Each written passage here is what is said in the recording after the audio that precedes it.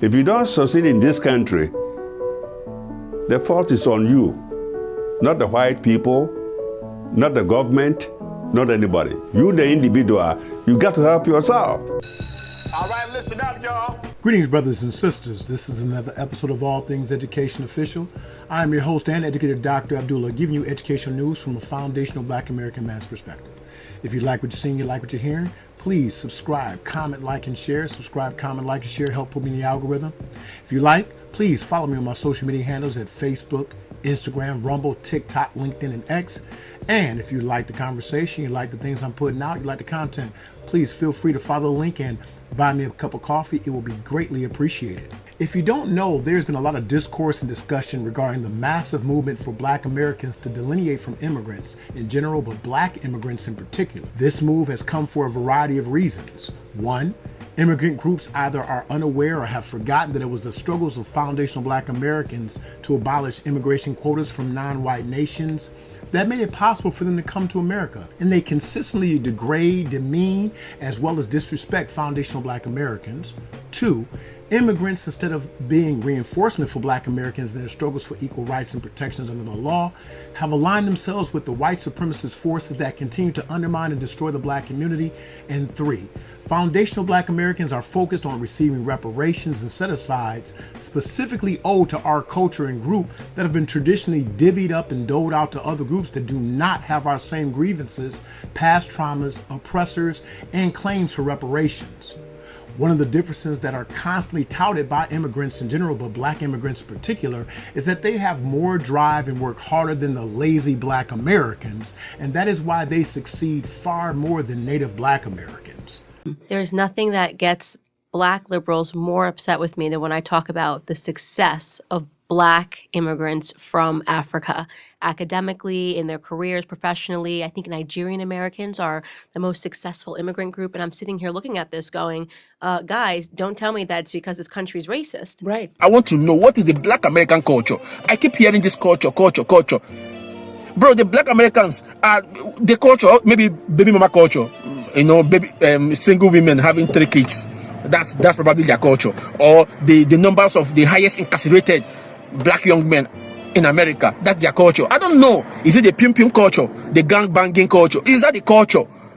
One thing I always say, my parents did not risk their lives to get to America for me to get involved in some political warfare. My parents did not risk their lives for me to get to America, for me to sit here fighting people all day. That makes absolutely no sense. And I think because you guys have never taken that level of a risk, you don't understand that level of responsibility and accountability. As a native of Detroit, Michigan, I was not surrounded by a large immigrant population. Despite their rarity, I firmly believe that these sentiments hold true. I remember being told by a close friend from Sierra Leone, your people came by boat, my people came by plane. At the time, I did not know how to feel about it, but I realized it is a pervasive feeling of mockery that is felt by many immigrants, but with terms such as Akata, Abid, Jareer, these things, or also not having culture.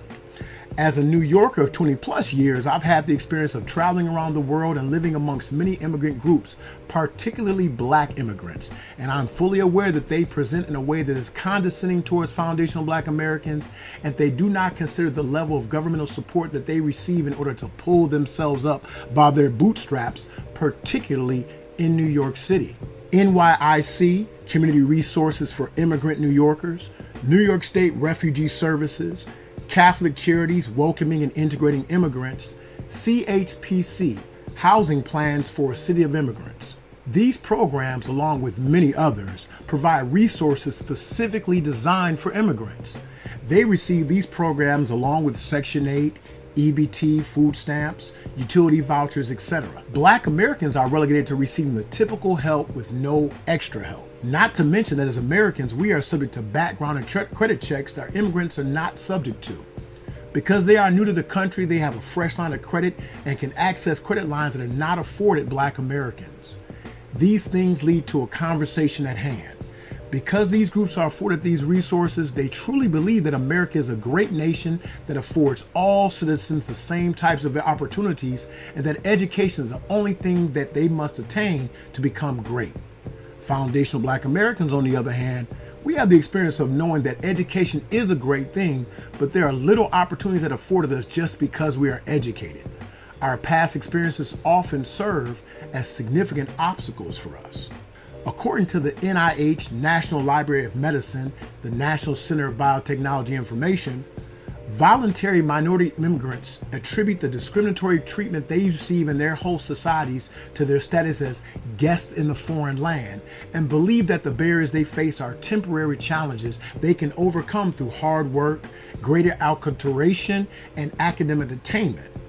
Agbu, a researcher, argues that these perspectives lead voluntary immigrants to place greater values on educational success as a collective relative to involuntary minorities, such as foundational Black Americans, who entered their host societies through conquest, colonization, and enslavement. Involuntary minorities tend to view discriminatory treatment as permanent and institutionalized. According to Agbu, these groups often do not believe that education will enable them to overcome systematic oppression and attain economic success or societal status, and accordingly invest less time and resources in an effort to achieve academic success. In other words, immigrants believe that the only thing stopping them from success is their immigrant status, while Black Americans do not place the same level of value on education because our experiences have shown us that the systems of America do not care about education and that we are permanently oppressed. To sum it up, Black immigrants fare better in traditional American schooling not because of an inherent higher level of intellect, because of many variables, including fewer and sometimes perceived fewer obstacles in their path. Given an equal opportunity, something that whites and immigrants often refuse to concede due to fear or ignorance, we will not only excel, we will also surpass our competitors. This is another episode of All Things Education Official. Tell me, what do you think? I know we've had a lot of discussion about the, as they call, diaspora wars, but delineation is proven to be the best thing for foundational Black Americans. And I truly believe that once delineation is in full swing, greater than what it is today, and those numbers are aggregated and separated, we'll actually be able to see who's doing better and who's doing worse in an institutionalized white supremacist system. You are dismissed. Yeah! You are all expurgated. You are dismissed. Too much propaganda, spiritual pollution. Too many problems, not enough solutions. So many billionaires that make no contributions. Gotta create fund and maintain our institutions. Word to the masses, our government is backwards. Only thing I've learned is what a babble and a crab is. Deploying all these tactics to keep us all distracted. Scrolling on our gadgets and we scroll right past it. While we caught up in the fashion, they sitting back laughing. This education we're lacking, all the laws they be passing. Peep the curriculum, you see they're subtracting the necessary work. These kids mentally absent. Turned our full